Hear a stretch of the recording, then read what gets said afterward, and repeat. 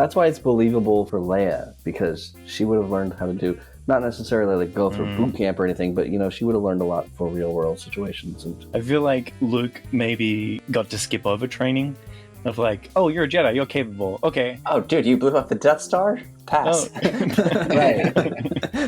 You get the accelerated course. Yeah. Right. Hello there. You found the Lost Holocron, an ancient artifact of lore and legends from a galaxy far, far away.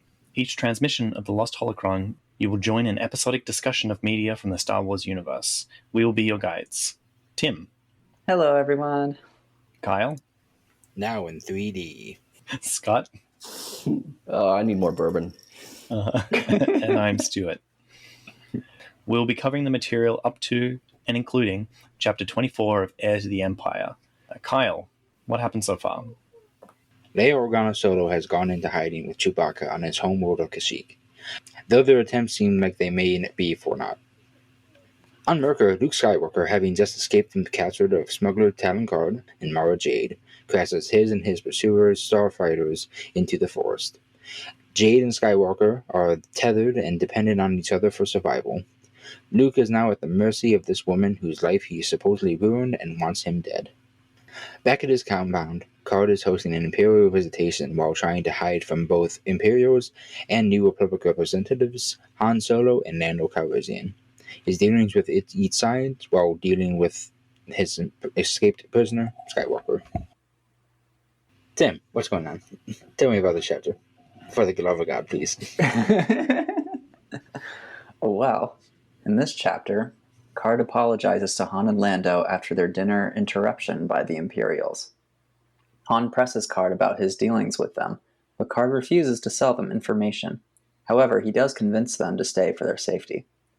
Han and Lando ostensibly return to the Falcon, but break off behind the tree line to play detective on the prisoner that Karrde had been keeping in one of his storehouses. While their investigation is interrupted by the reappearance of Karrde, they piece the clues together that Luke had been the prisoner. Karrde admits to the situation and tells them that, as far as they know, Luke and Jade are safe and making their return through the forest. On the Chimera, Thrawn suspects the truth of Karrde's deception and dispatches a contingent of stormtroopers to lie in wait for the survivors of the crash to emerge from the forest at the closest settlement.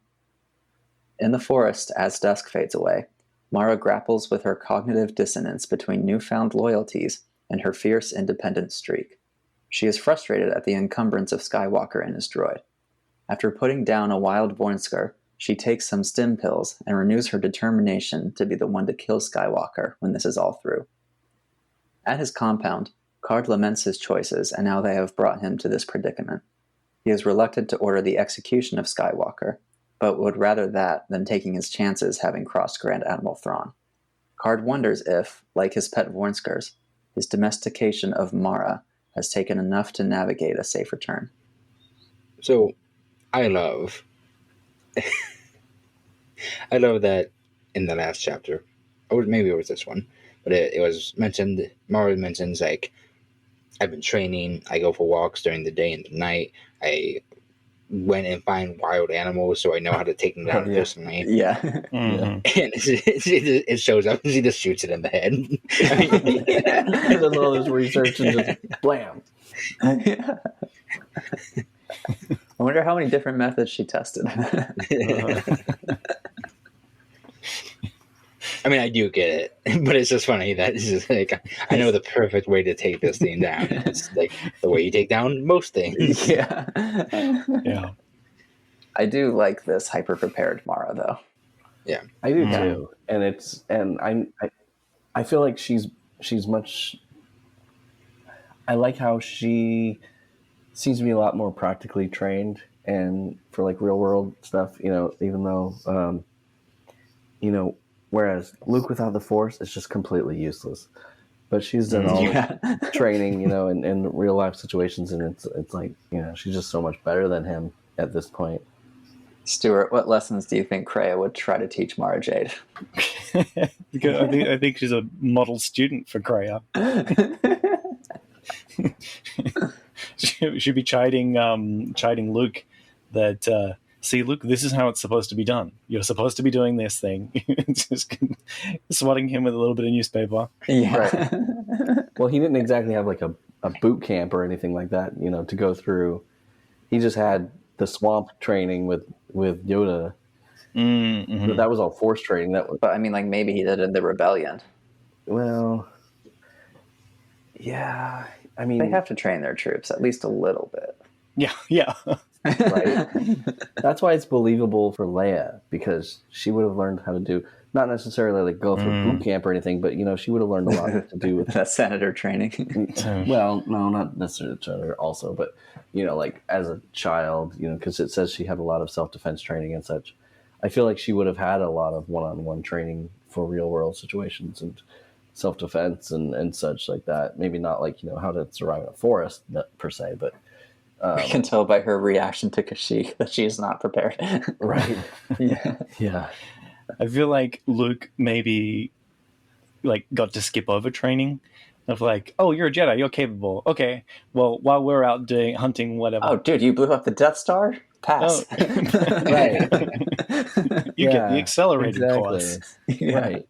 You're going to the gate program. You're you know, oh wait, fuzzy lizards. Oh crap. Okay. Well, I guess we didn't see that one coming.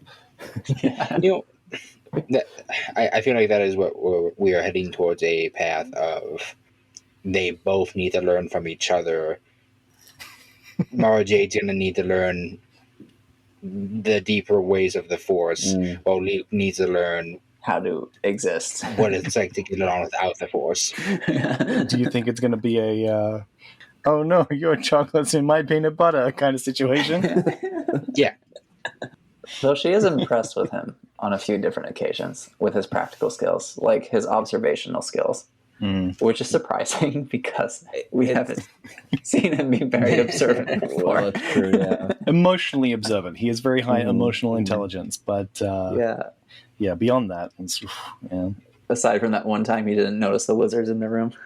Right. But I mean, hey, he did pick up on Karrde's born skirts not having tails, so Oh, yeah. That, props to him. Yeah. For that. Because he noticed the tail, you know, in their fight or flight situation, where it like whipped him across the face. Well, yeah, he would have noticed that obviously when it whipped him across the face with the tail. But it's like, oh, that one had a tail, but Karrde's didn't. That's Well, I mean, the fact that he recalled it, especially in a room where he's taking in a lot of information, like that Giant incredibly tree. beautiful decor. Yeah. His ADHD brain's just like, ooh, shiny objects everywhere. I know, right? But I mean, that is an ADHD thing to just like randomly remember the most unexpected thing with extreme clarity. Yeah. He didn't notice anything else except for the fact they didn't have tails. Yeah. So there I was, fighting for my life, when I suddenly noticed they have docked tails. I knew this bit of information would be important later on. So I stored that in the back of my mind. When the tail that should have been there whipped me across the face. Yeah. And I mean, his sending the message to the X-Wing was a good idea as well. So she's impressed with that. But at the same time, she's annoyed because she knows he's stalling for his and R2's sake, but he's also right. Yeah. I mean, he needs to. So well, yeah, it's just so happen he self-preservation in mind. Yeah. I do like how Luke was like, R2's not a snitch. What are you talking about? Yeah, exactly. He's cool. He's been cool this whole time. I wonder if it's less that R2 doesn't talk, but nobody understands binary well enough to know that R2 is a snitch. Right? Maybe he's trying to tell everybody, but nobody understands him. Maybe R2 has a really weird binary dialect from not having his memory wiped. Yeah. R2 likes to say y'all a lot. Y'all. That does make me wonder, I mean, for the sake of his human companions, and like with R2 being on longer and longer, can he start to think faster than them and he has to slow his speeds down? I don't know. With him constantly being on and hasn't been rebooted in 10 or 15 years or whatever, I would imagine him like starting to go insane. Yeah. He's like a Mr. Meeseeks who's been alive for too long. Exactly. Right. Yeah. Oh. I kind of picture it like I don't know if you there's like a Justice League cartoon where the Flash and one of the other Flashes, they're talking to each other, and as they're talking to each other, they both start to speed up more and more until they're just going at each other, and one of the other people has to go, hey, we can't understand what you're saying. That's great. But to the Flash, it's like, Right, yeah. Yeah, no, I remember there was like a moment in some Marvel comics where Quicksilver was like talking, basically saying the reason he's such an asshole is because everything is so slow for him. Oh, and slow. Dealing with other people to him feels like standing in a line forever. Mhm. oh yeah. Yeah. You know what? As someone with ADHD, I get it. Me too. Sometimes I'm just like, you've been talking for probably a minute, but it feels like aeons. Yeah. God. I know. I get like visibly irritated. Yeah.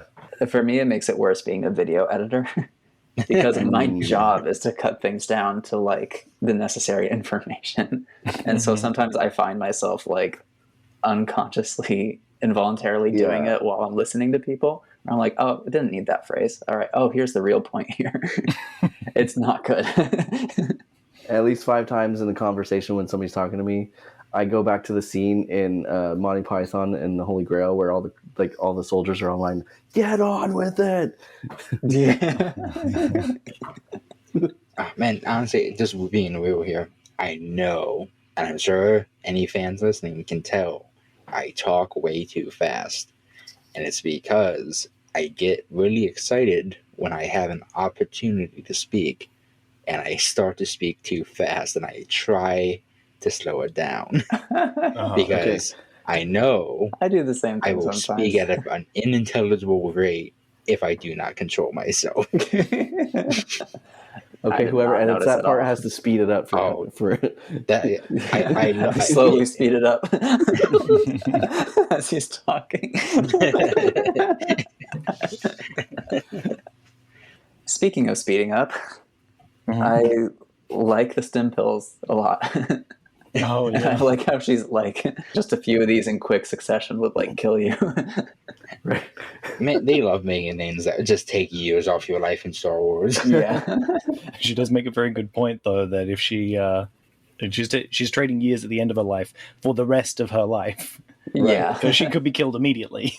I also just love how she like is totally planning to just stay up for 3 days now. Oh yeah.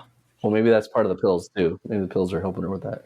Exactly. Yeah. Well, I don't get it. She thinks that Luke is gonna come attack her when he sees asleep or something.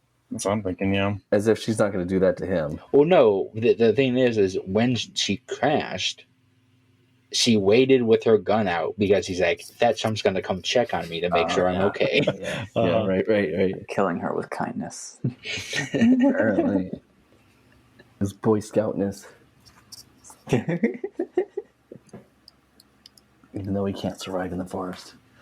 And then Karrde, Lando, and Han have a brief argument inside the storage shed. Everyone's pointing guns at each other. Mm-hmm. A lot of accusations being thrown around. Speaking of which, like, so they find the little bit, the like power supply piece for Luke's hand. Is Luke's hand functioning right now? Is it a half capacity? Yeah, because it's dual supply. Right. Dual supply, but does it need both, or is it just a backup source? Yeah, I got the impression the dual supply was like a backup. Okay. Because I thought they mentioned something in... It may have been the next chapter. I don't know. But his hand seemed like it was okay. Okay. Now his hand can only do a flip off and a little shooty motion. Like, flip the bird and then like the trigger finger, yeah. And he can't control when it happens. Yeah. Versus finger guns. His hand suddenly gets hand Tourette's. It's like sign languaging, like you know. Get me off of this guy. Get me off. Idle hands within the Star Wars universe. He flips off Mara, and she's like, "Finally, he's speaking my language." Right? It's the one thing that humanizes her to him. Yeah. Finally, some emotion. But yeah, I'm guessing like it's a dual power supply to provide like a steady, because it said that it was some like slow drip type power. So in order to keep that power constant, that it's got the two supplies there. So I'm guessing that like it's just not going to be as responsive or a little, Maybe like laggy or something. yeah, a little bit laggy maybe. It's like he tries to grab something and it takes like 3 seconds. He can move his whole arm, but then his fist doesn't uncurl in time to wrap around the object. He like knocks it over. He tries to punch something and his fingers are still open. Oops. Ow. No, yeah, they dug into Karrde, and I've really enjoyed seeing Karrde on the defensive for like the past several chapters. Yeah. And he just reached a breaking point this time. Yeah. He's trying to do his best. Like he clearly is just not taking any sides, and it's finally catching up with them. And now he's just like, this is all fun. He's trying to cover his ass on 3 different fronts here. You know, it's like with Lando and Han and Thrawn and Skywalker and Mara Jade. You know, it's like he's got like 3 different things he's worried about. Yeah. Plus whatever other business dealings he has. Right. And the other shit he knows on a normal basis that we don't know about. Yeah. Capitalist min-maxer. I mean, before we said on the scale of Lando to Han, where does he lie? And we were putting him pretty high on the Lando scale, but now I'm thinking like he is more practical than Lando. So I think he's not quite a setup point, but maybe 2/3 Lando to Han, rather than like I can see more towards the Lando scale. Maybe this is a 3-axis scale instead of 2. And Karrde is his own axis. His own axis. Yeah. Yeah, he really just was like, oh, that's a problem for future me, and then future me's here. I really like the moment at the end of the chapter where it feels like so like we've gotten this impression of him as someone who has like everything in control, and then that moment where it mentions he feels a shiver of melancholy and something that felt disturbingly like fear running through him, and then he says that he knew his life here was at an end. So like just that realization that like he's reached that point and he can't keep it up anymore. That was a very humanizing moment. Do you think he's worried that he's going to die altogether, or just the current life that he is accustomed to is Just the I think current it's life. just the current life he's used to. Yeah, because he's going to basically have to be on the run now. Yeah. I got real drifter feels from him in that section. Ooh, right, yeah. Yep. But Seems like he got pretty comfortable on this spot though. He did. yeah, sure. yeah, it does. He even says to Thrawn, it's like, oh, we're not used to hosting such elite visitors on our private homeworld or whatever, however he calls it. Yeah. I mean, literally was a home for him. Right. Yeah. Yeah. Although it sounds like he's been here for a very long time, because in previous chapters they've said, oh, people come and go, but this has always been a smuggler's world. And when the Republic would leave it alone because of the Jedi couldn't touch the world. And so it was kind of just ignored, and so that's where the smugglers would go to. But then when the Republic fell and there were no more Jedi, that smugglers went elsewhere because they didn't need the protection of the Ysalamari. And so it does seem like he's been here for a while. Yeah. Yeah. And poor Karrde. At the same time, though, should have known what he was messing with. He put himself into this. Yeah. Yeah. I feel like, as well, he's a little bit of a victim to his own code as well, because he's like the host's code. I've got to be hostly towards everybody who comes, and they're under my protection. And Mara just wanted to send him away, and if I'd done that, then I wouldn't have to deal with all these things. And so, like, he feels like a little bit of a slave to his ideology. at some point, and I'm wondering if he's like, okay, no, I need to reassess the like foundations that he's setting his ideology at. So, do you think at this point maybe he's regretting allying himself with Mara because she brought Skywalker into all this? No, I feel like he's regretting his min-maxer ideology of, well, I've got to maximize every opportunity and don't say no to anything. That he said yes to a few too many opportunities, and now he's, as Tim likes to put it, they're spinning plates. He's got too many plates and realizes that he's only got two hands, and it's just not working out for him. That he's overreached or something, trying to min-max his capitalist lifestyle. His business dealings, yeah. His business dealings. Yeah. Oh. It's sometimes it's tempting to spin one more plate. Yeah. But speaking of that, like him trying to push his hosting duties on Han and Lando reminded me of this movie called Speak No Evil, where it's a horror movie where a family gets invited by another family into their home that they met on vacation, and so the family has a little daughter and they've got a little son, so they think, oh, it's good, they can play together, and the parents get along. So, but like as the story goes on, like it's not as a functional family as you might think or want, and so that's where the horror aspect starts creeping in. And I don't know if you haven't seen the movie. It's very uncomfortable, but it's also a very good movie, because like this kind of hosting duties is kind of forced, like, oh, well, are we not good enough for you to stay? You know, we're going to make you lunch. We planned all this stuff for you. You know, why don't you stay? And like the family knows that they're uncomfortable, but they won't leave because these people are trying to push their hospitality on them. And well, you know, go watch the movie if you're old enough to see that kind of stuff. Yeah, that's a good pitch. That just made me think of the episode of Family Guy where they go to the family's house and they're all nudists. I haven't seen that one. It's kind of an older one, actually. Yeah, I haven't watched Family Guy in a long time, actually. No, me neither. It has some staying power in your memory, though. This was back when it was worth watching. Like The Simpsons. Yeah. I mean, he didn't even like try to deny he had Luke when they pressed him on it. He was just done. He's like, fine, whatever. Yeah, it's Luke. Yeah. You want me to admit it? Fine, it's admitted. I'm a phony, a big fat phony. Big fat phony. My life is a lie. And then it just makes me appreciate the end of the chapter more, where he seems like the guy sitting on his rocking chair looking out into the forest, and you can hear the chittering and the cackling of the Vonskas, and he's like, where is my life coming to? Real dark night of the soul there. Yeah. Yeah. Yeah, no. Really, really enjoyed this chapter for Karrde a lot. Yeah.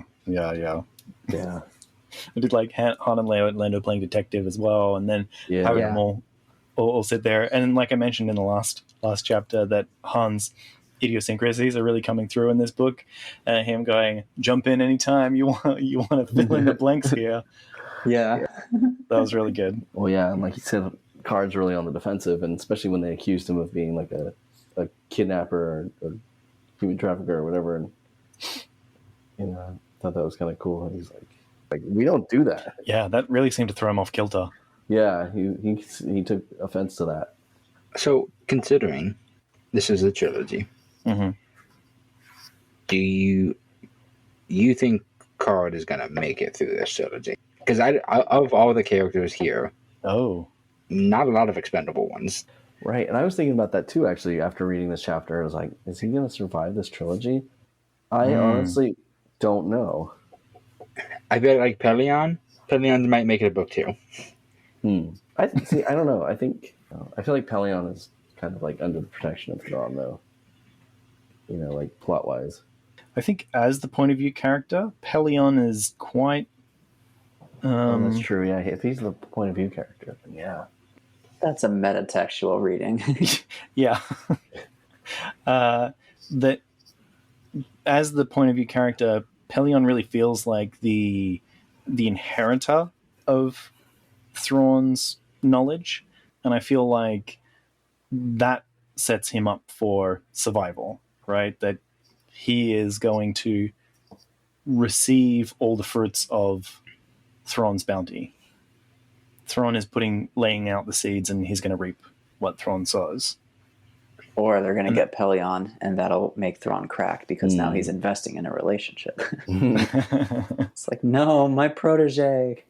Oh, I think the exact opposite.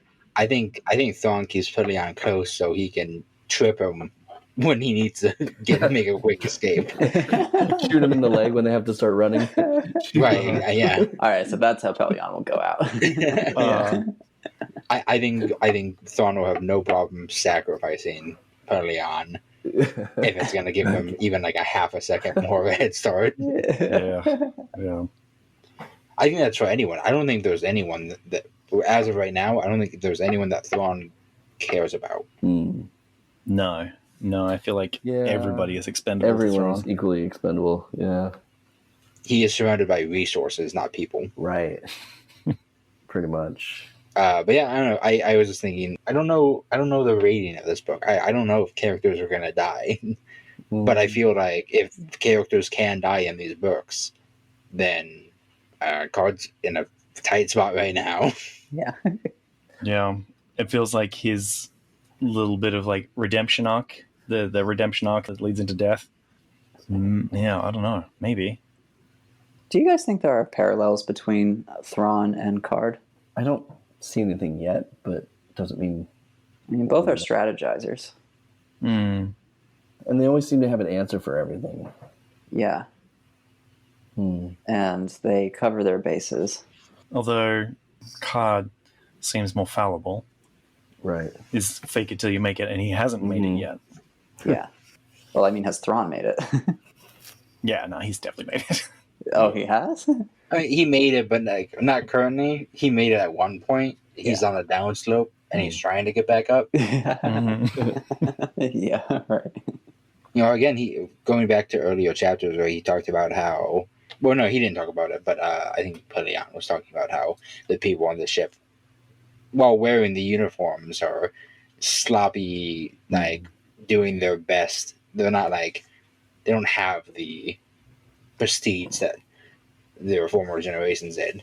They're just like, you know, it's not as good as it was. Yeah. And I'm sure Thrawn wants to get back to a position of power. I don't know if he truly cares about the Empire, except for in the regards that it made him powerful. He's just looking for a project, right? And this is the biggest project he can find.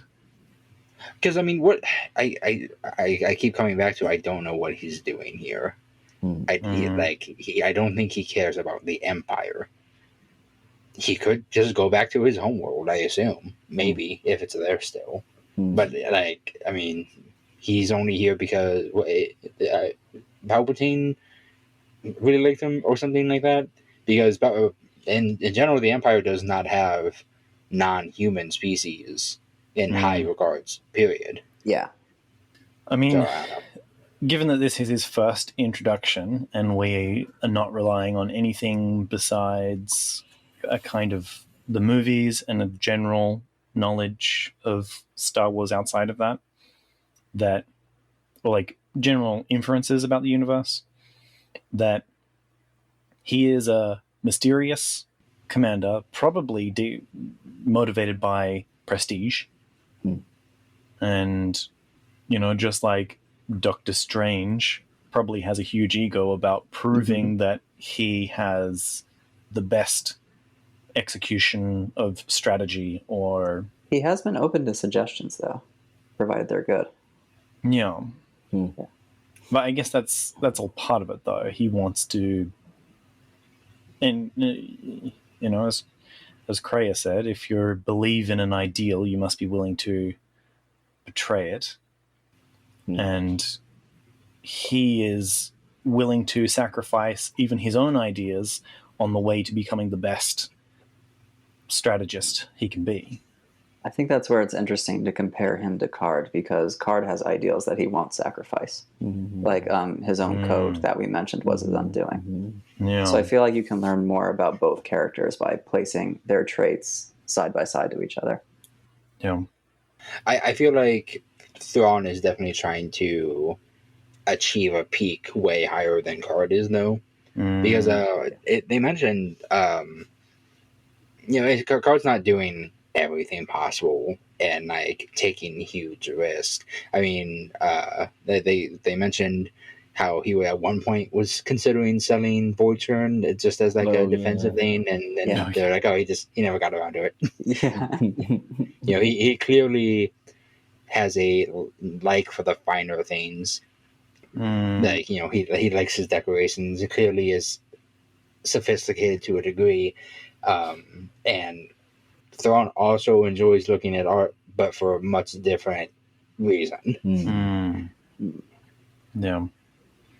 I mean, at the very beginning of the book, they did try to set up the expectation that smugglers are conservative business people. And I feel like he's lived up to that. He, as I've put in the summaries in previous chapters, that he values independence above everything else. Despite that being his overall goal, he also is concerned with other things that I think are what are they called? It's not a terminal goal. It's so there's two types of goals. There's a terminal goal and instrumental goals. Instrumental goals get you towards something else, but terminal goals are, the very end. So, the instrumental goals that he has set are these things that are keeping him back from achieving that terminal goal of just a state of independence, because he wants to be a host, but now he's enslaved to these ideals, and so he is not achieving his terminal goal of independence because he's not independent from these other ideals that he's set up for himself. Right, yeah. Honestly, like, what a fascinating character. Like, the more we've seen of him, the more I've liked him. So, big props to Timothy Zahn for Karrde. Yeah, I do enjoy him. I really do enjoy Thrawn. I am. It is a little tiring when he does just seem to know everything. Like, like he does know exactly where the nearest city is from where he is on this planet. He's like, oh, that's where they're going to come out. We'll wait for them. Yeah. But another detail I liked in that scene with Thrawn discussing his plans is that he was like, all right, we can stay here for this long, but Sluis Van is going to call us eventually, and we can't compromise that. Yeah. Oh, that's right. He had the big art gallery. The Sluisi art. Yeah, a biannual or a 2-year dip in. They're at their slow point, or they're on the back foot at this point that he's recognizing from some sort of 2-year cycle. Yeah. And it mentioned that these are also sculptures, but they're sculptures that are moving, and it very specifically said that they were changing form in some way.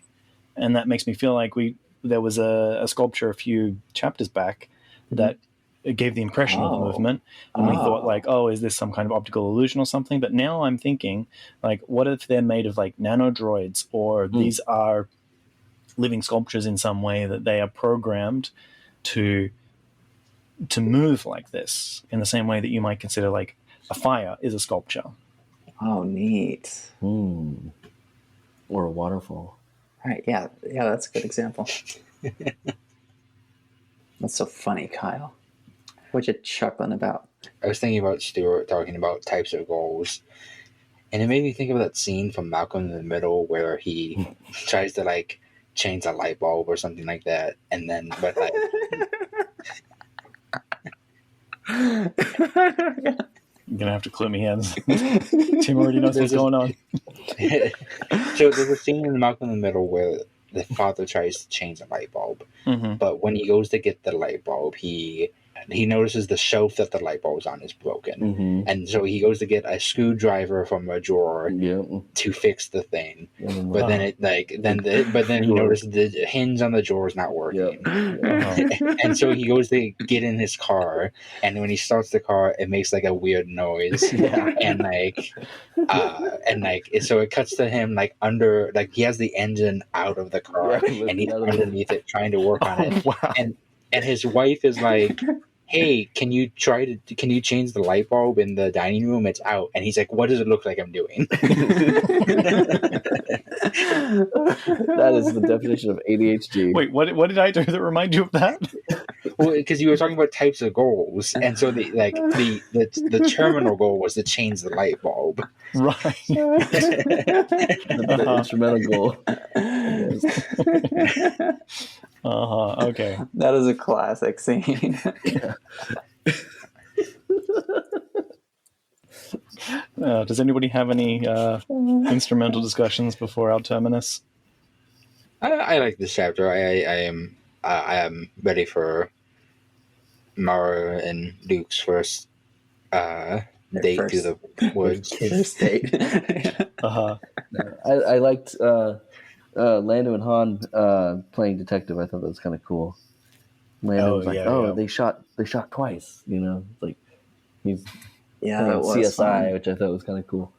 That was a really fun part, And then and then Han has his blaster on Karrde, and then Karrde starts talking and he lowers his blaster, and Karrde keeps talking and raises his blaster, and it's like, Yeah, that was a really good interaction. I did like that.